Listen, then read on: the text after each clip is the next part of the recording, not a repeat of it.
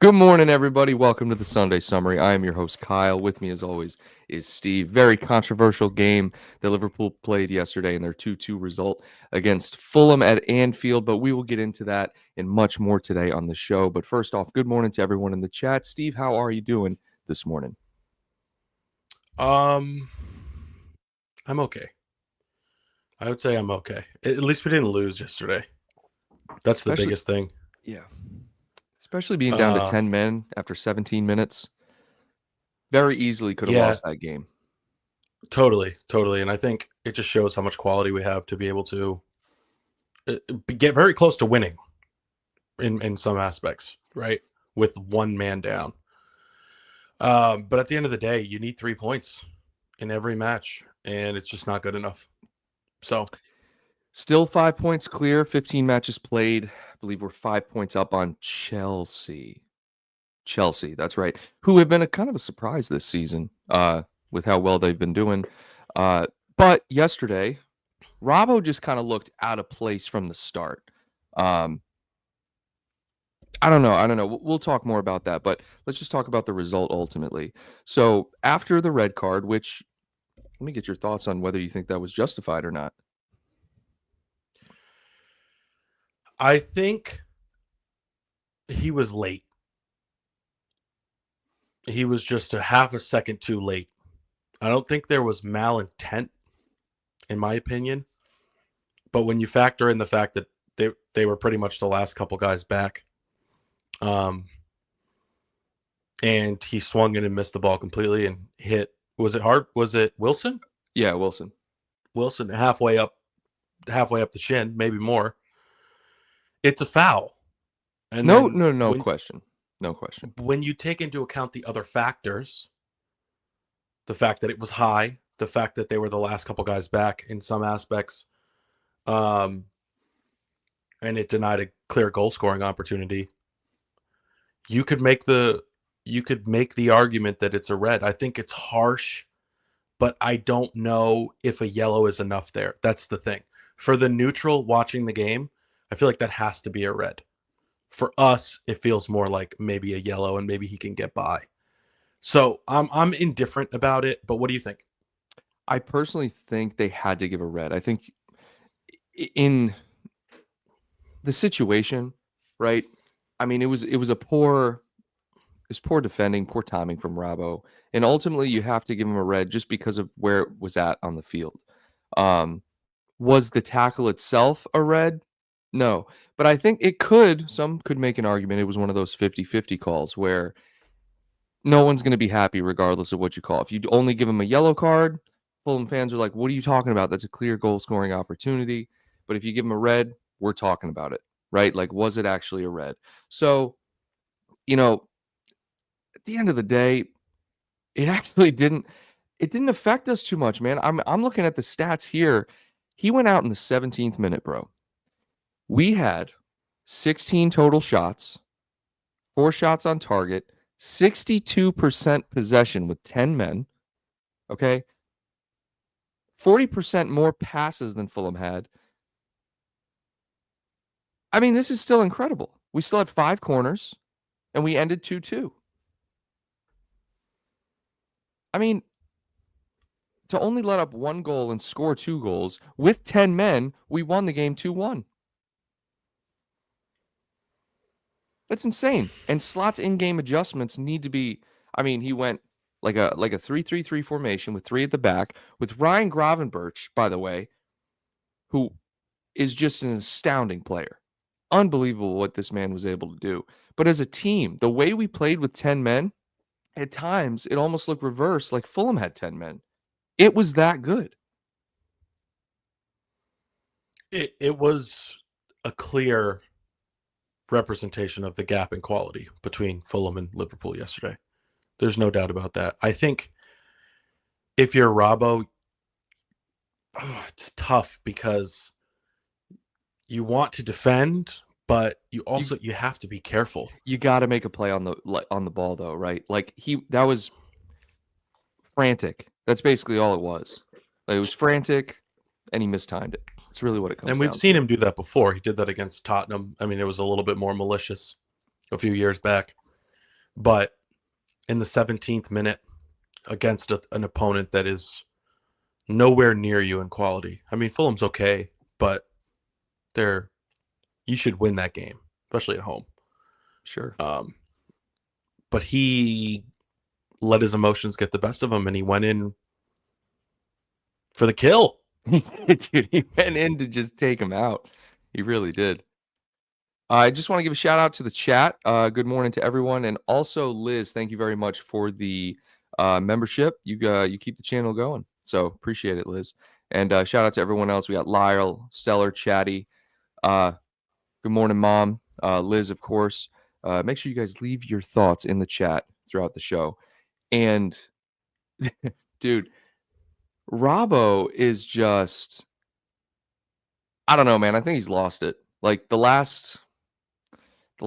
someone said it here, like the last 12 months he's been in decline. I don't know if it's been that long, but maybe this season. I don't know, man. He's not the same player. It's probably down to the system. He's not, he has more defensive responsibility now. He's not as involved in the attack, right? I don't know. I mean, is this style of play kind of exposing Robbo for what he is, or am I being too harsh on him? No, I think it's, if he didn't have a red card yesterday, we wouldn't be talking about this at all. His decline. Ooh, great point. Now, he's definitely not the same player he was. But he's also, what is he? 32? Oh, yeah, he's getting up there. I don't know how old he is. I don't know how old he is. Maybe 31. Yeah, somebody let us know in the chat how old he is. But you're bound to decline at some point. He's still a great player, and I'm not ready to jump to nitpicking his abilities.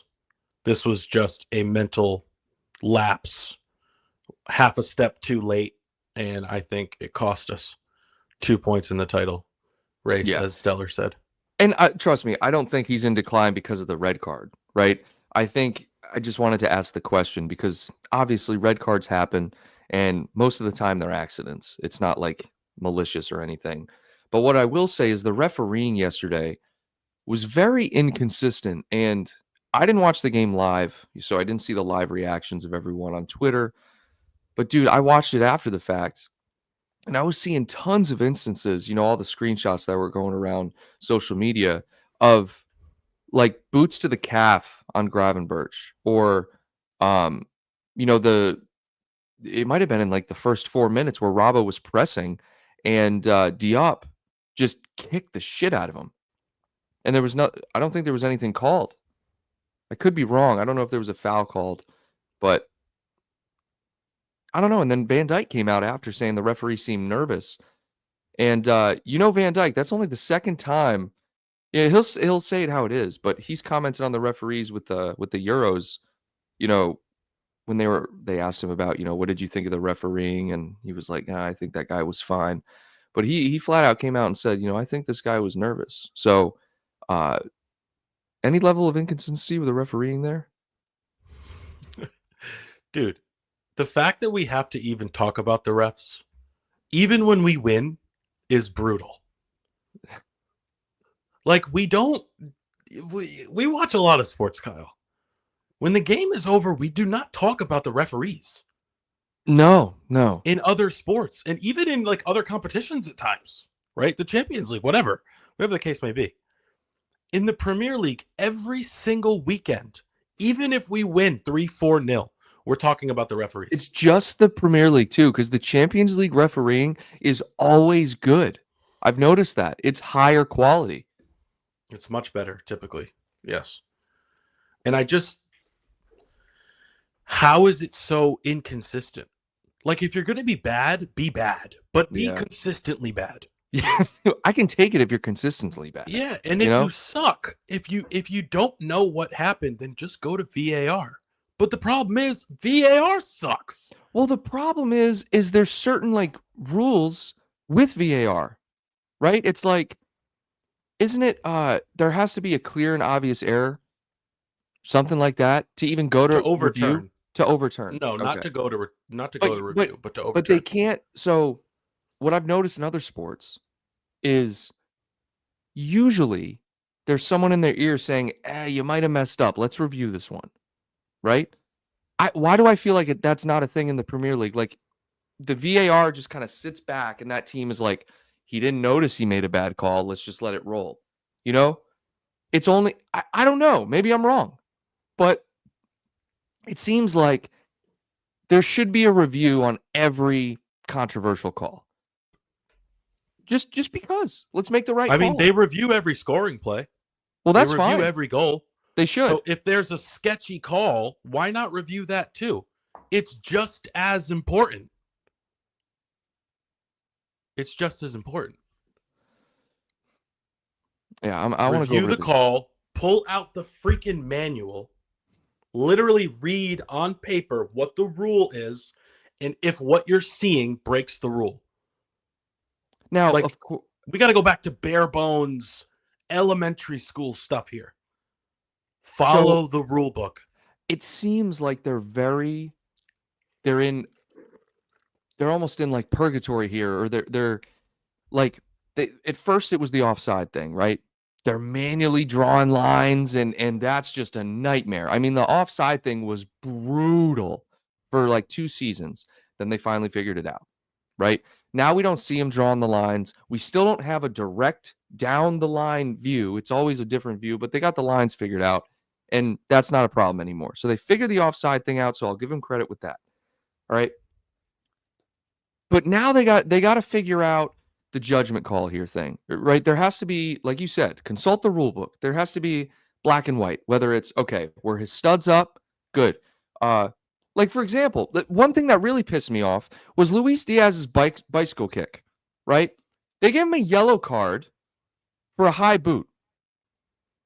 He's going for the ball. He's trying to make a bicycle kick.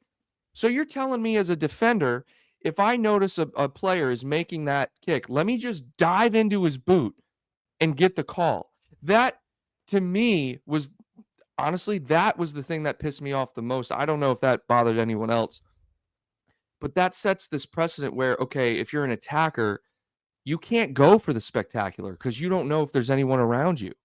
Like, I feel like it's almost like if you're going for a dunk and you slam on someone, but they call a foul because you initiated the contact kind of thing.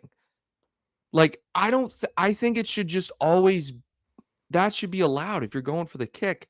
I don't know. That bothered me. I don't know if you even remember that, but they gave him a yellow card for that. He was going for a goal, dude. Yeah. No, I know. It's just the inconsistency piece, dude. We could point out a million things that have already happened this year and across the league too. Like, even rival fans are getting screwed.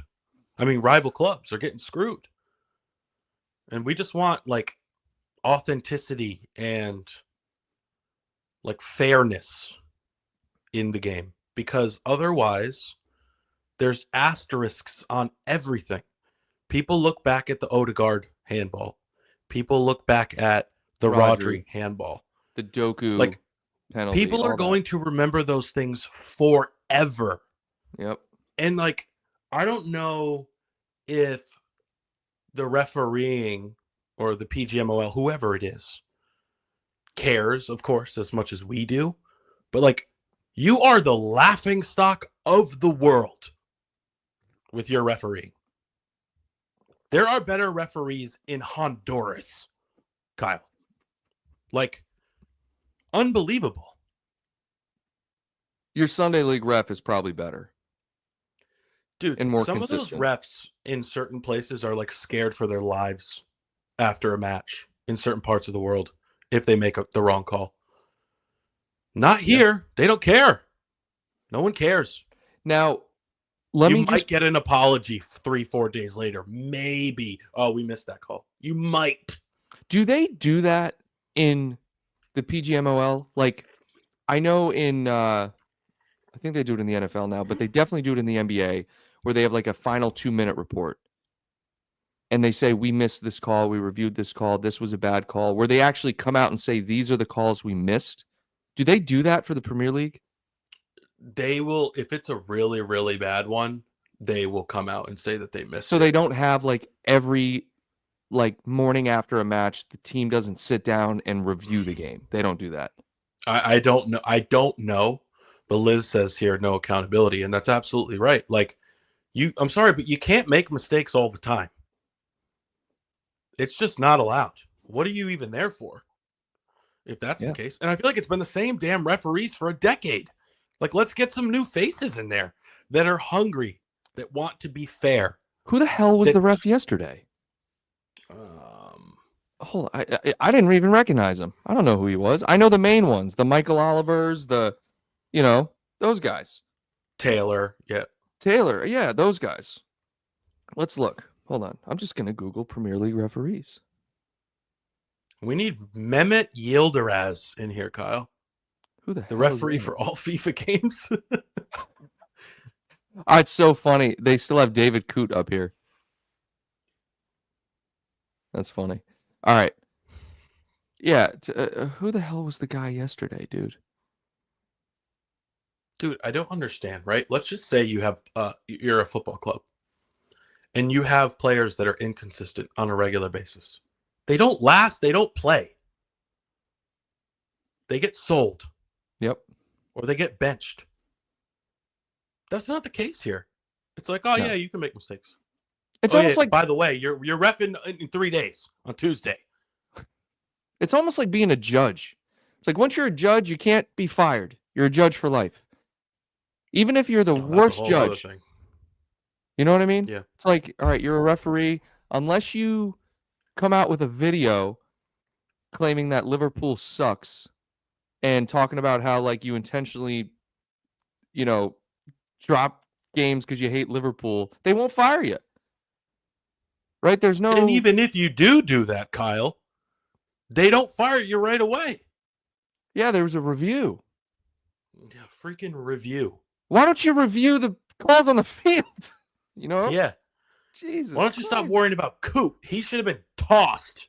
Coote should have got the boot as soon as that video came out. I'm sorry, but he's not that valuable. Get rid of him.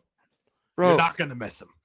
We need, there's this one guy in the Champions League, and he's just a baller. Oh my God, I got to find out his name. But he's like a lawyer in the off season. And he's like just the best referee we've ever had, man. I got to figure, I can't remember who that was, but it seems like there's an agenda against Liverpool. There always seems like there is. And wait, what does it say? Ayler says Stuart Atwell in the VAR but could look back at Pereira's tackle and not see it as a red card. Red card offense is unfathomable. Right. But do you have a problem, Steve, with them stopping the game to review something and slowing everything down? No one would have a problem with that unless you're a lower quality side and you have some momentum. Even the players on the field would love a breather, Kyle. Would love 2 minutes to breathe and get some water and revise the game plan on the sideline. We're not asking you to stop the game every 12 minutes. It's like once or twice a match.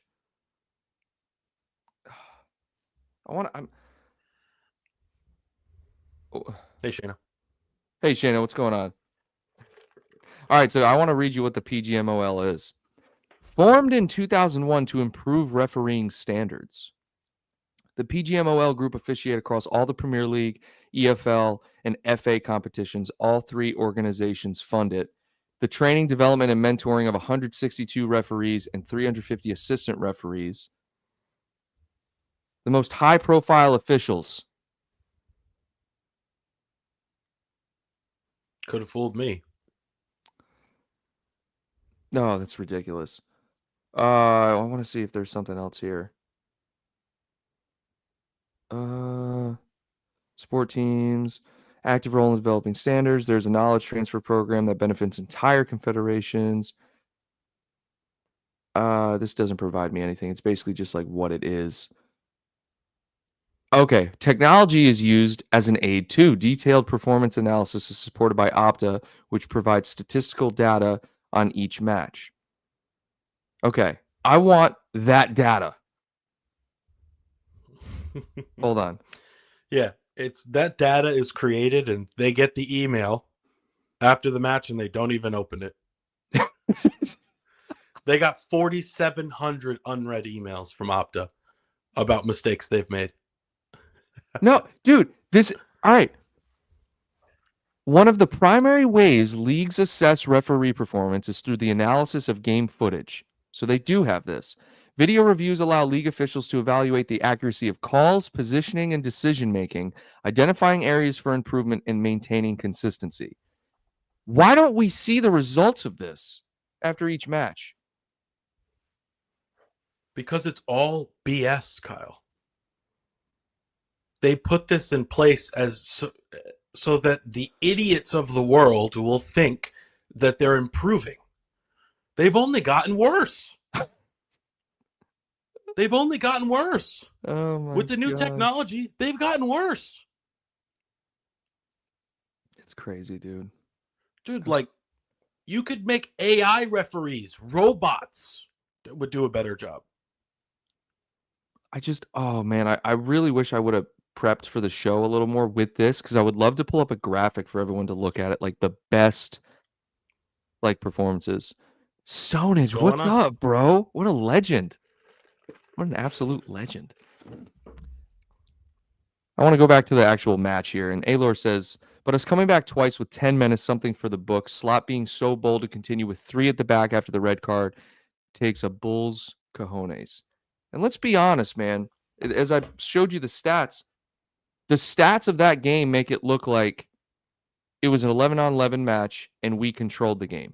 And even when you watch it back, we looked threatening the entire game. Right? Yeah, I mean, obviously, Fulham had chances, right? They're going to have chances, but what an in-game adjustment. What a performance from the guys. And Gravenberch, dude. Gravenberch is legit. He has been legit. He's too legit to quit. It wasn't just a good run in form. Like, he is class. He is class, he has legitimate quality, and I hope he sticks around here for a long time.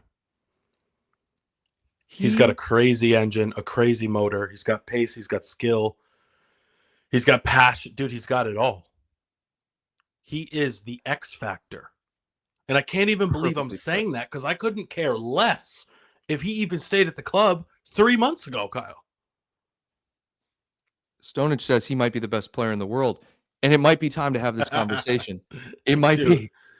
Yeah. No, the place sounded electric. It did, so, bro. Good for you for being there.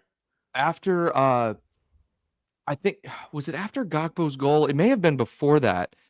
There was a play, but then I heard the crowd start it gives me goosebumps every time when they start belting, "We conquered all of Europe." Where like you hear, "We conquered all of Europe," and the crowd just explodes at the court. Oh my God. I was like, it is loud in there. And let's be honest, man. It's usually not for Premier League matches. It's usually the Champions League matches where you really hear the crowd get into it. But it was electric. And I think it was because of how they were performing on the field with 10 men. The effort the crowd was trying to will them to a victory, and they got damn close. They really did, man. And that brings me to Jota. Now, we only have about 3 weeks before his calf goes, but in that time, I can guarantee you he's going to give us like 5 goals. He is just unbelievable. He's the best finisher on the team. And we're still top of the league. And he's been out. When did he go out? October? Maybe late September. He's been out for a while. 6 minutes. Took him 6 minutes, man. And Darwin gets his assist.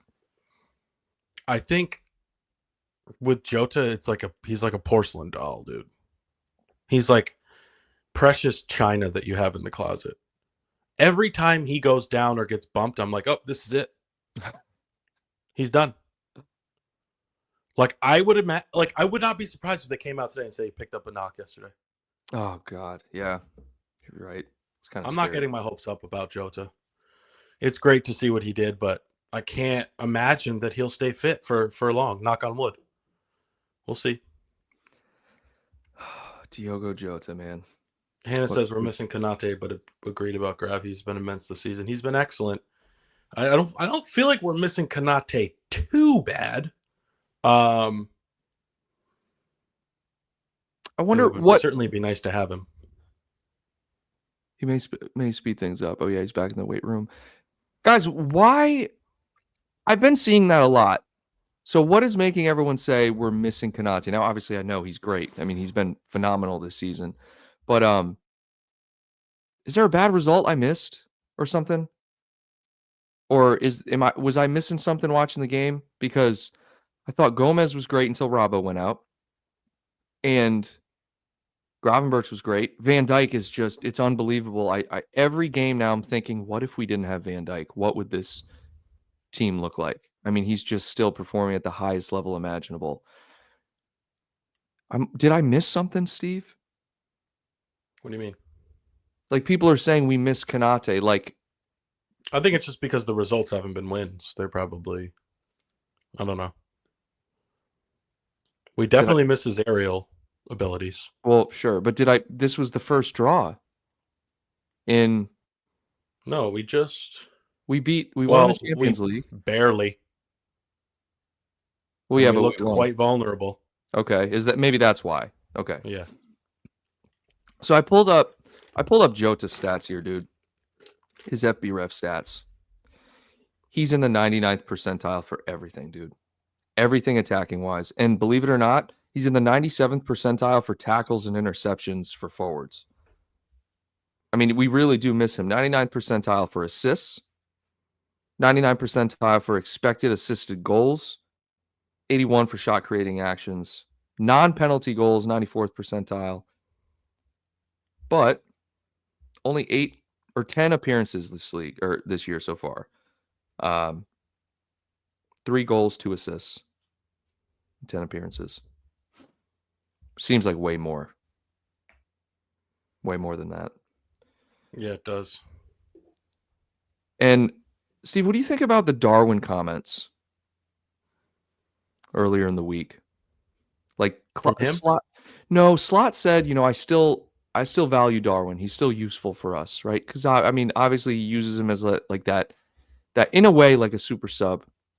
But it appears when Darwin starts, he's just not finishing. We have this conversation every week. But he gets an assist. He's one of those players where it's not like Jota, it's not like Trent, it's not like for me he's with Szoboszlai in the sense that when he does get us a goal or an assist, I'm like, okay, there we go. There's a stat. There's a number. We can kind of quiet the haters now because I want him to succeed so bad, right? Because the same arguments we're making about Szoboszlai, we're making about Darwin Núñez. The effort's there, the energy's there. He presses, he runs, and all that stuff. But the productivity, right? Productivity is not quite there. And the one who really it falls on is Darwin, just because of the price tag. But him getting an assist yesterday, does it change your opinion? Do you think it changes anyone's opinion?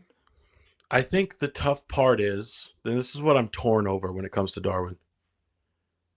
If he doesn't play, the team will get less chances. His pace, his timing, the runs he makes are great.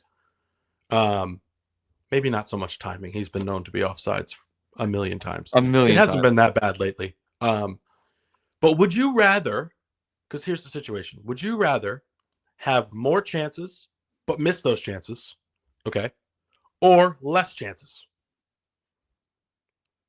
More. Here's why I err on the side of more chances and missing those chances is better than not having those chances, is because that adds to the momentum, that adds to the possession that we have, that adds to the number of the corners that we get. And that is a big part of the game, is momentum, vibe, the crowd getting into it. Yes. Right. So he brings something, even if he's not finishing, he's available and he's in the right places to at least have a chance. And again, that can lead to a save from the goalkeeper that we tap in. That can lead to a block that bounces out wide for then a cross for someone to get their head on. That leads to corners. So while we do need someone that is more clinical, either he needs to step up, Jota needs to stay fit, or somebody new needs to come in. He's part of the squad right now. He's what we got, and he does. We're obviously making excuses for him when we say he does things that don't count on the stat sheet. Absolutely, we are. Yep. But at the end of the day, it is the truth. Because when he's not in there, we create less chances. So I don't know. It's tough, man. I just wish he could turn it around because he's got every other attribute that I care about in that position. You don't have to be super skillful. I don't think you have to be a great passer, right? In his role, in that super sub role, when he starts, it's another Completely situation. different story. Yes. But someone that's going to press, someone that's going to work hard, he's going to give everything he's got. If he could just finish 15% more of his chances, we could stop having these conversations.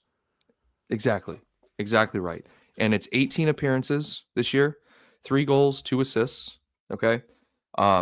Which is the same return as Jota has in 10 appearances, right? So again, it's the chances he gets. That's ultimately what it comes down to, which is a testament to his positioning, his IQ, his ability to read the game. But then you have the same other side of the token where you can criticize everything good about him.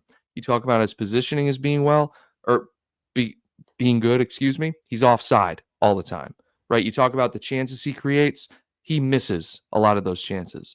So there is a give and take with Darwin.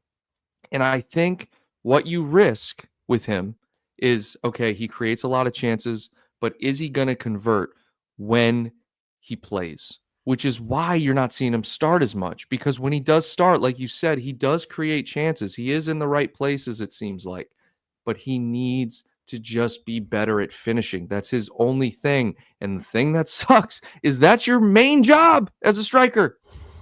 You got to finish. You got to finish, dude. And I'm looking back at last year's stats. He had 11 goals and 8 assists and 36 appearances in the Premier League. I mean, dude. And then he had 5 goals and 1 assist in the Europa League. So last year, dude, he had 16 goals and 9 assists in 46 games. That could have been 30 goals if he didn't hit the woodwork and miss all those chances. And I mean, that's 16 goals and 9 assists is actually not a terrible return, right? But for 30, put him up against other strikers in the Premier League. Besides Haaland and, I don't know, Kane when he was here. Take those outliers, those top of the line outliers out of the equation.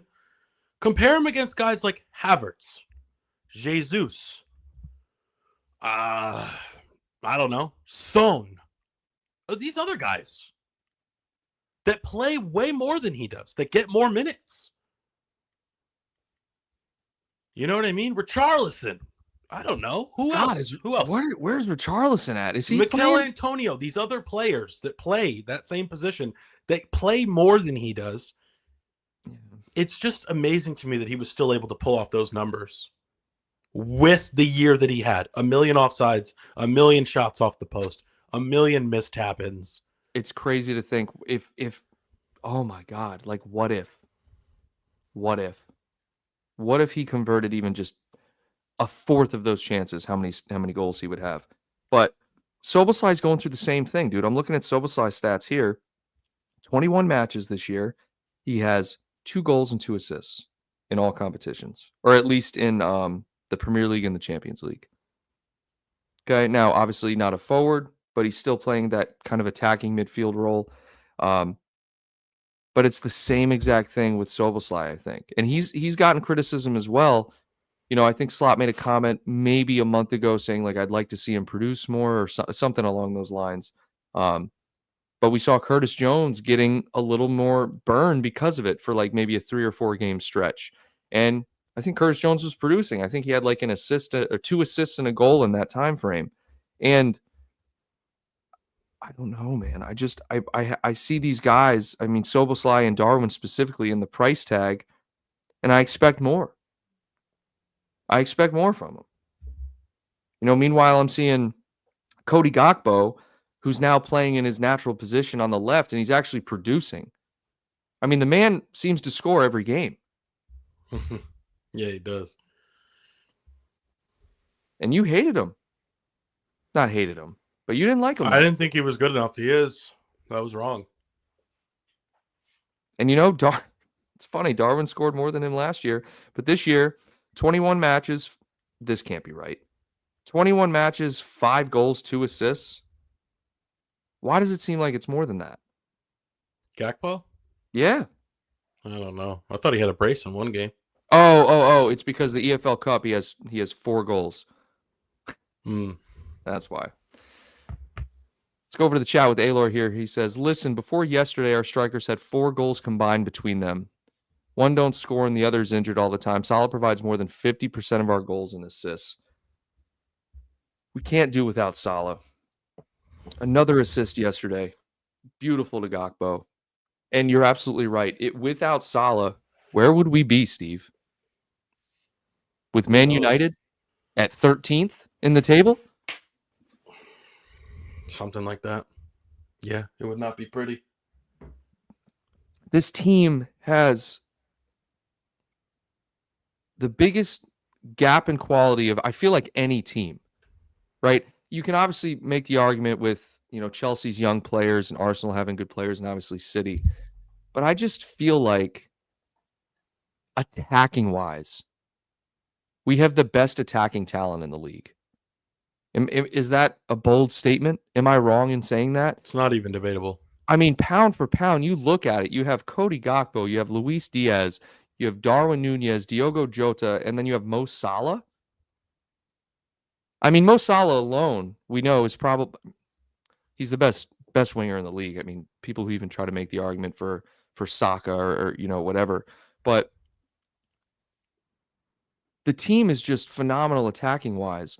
And if we can get Darwin Nunez to start finishing, if we can get Jota to stay healthy, and we can get Szoboszlai starting to create, you're looking at a historic team here. You're looking at a team that can pull away in the Premier League. And we're undefeated in the Champions League. I mean, it's pretty incredible how well this team is doing under Arne Slot. And just imagine what we're capable of doing if everyone is playing up to their full potential.